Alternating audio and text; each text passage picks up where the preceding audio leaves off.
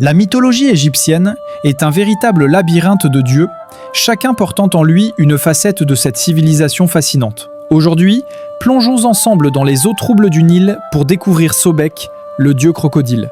L'origine de Sobek demeure incertaine. Était-il né de la peur viscérale des Égyptiens pour ces prédateurs redoutables qui hantaient les rives du fleuve? Probablement. Car vénérer Sobek, c'était aussi chercher à apaiser la colère des crocodiles et éviter de finir entre leurs mâchoires. Des fouilles archéologiques ont révélé la présence de crocodiles momifiés dans plusieurs tombes. Ces animaux n'étaient donc pas seulement craints, ils étaient sacrés, liés aux dieux et porteurs d'un pouvoir mystérieux. C'est à Crocodilopolis, l'actuel Fayoum, que son culte atteignit son apogée. Dans les récits, Sobek est décrit comme le fils de la déesse Net et du dieu du chaos Set. On le représentait souvent sous les traits d'un homme à tête de crocodile. Mais il pouvait aussi apparaître sous sa forme animale, celle d'un immense reptile, sombre et implacable. Sobek était intimement associé au Nil, source de fertilité et de prospérité. Certains mythes racontent même que le fleuve aurait jailli de la sueur de son corps divin. Et ce n'est pas tout.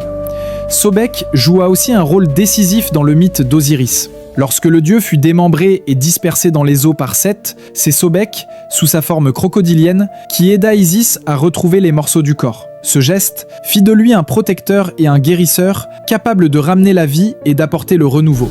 Pourtant, Sobek n'inspirait pas toujours la même vénération. Dans certaines régions, il était adoré comme une divinité bienveillante. Ailleurs, il était chassé et redouté. Cette dualité illustre bien l'ambivalence du Nil lui-même, source de vie et de mort, fertile et dangereux. Au fil des siècles, Sobek devint un symbole de force et de puissance. Son énergie sauvage fut même associée à celle du pharaon, dont il incarnait la rapidité et l'invincibilité.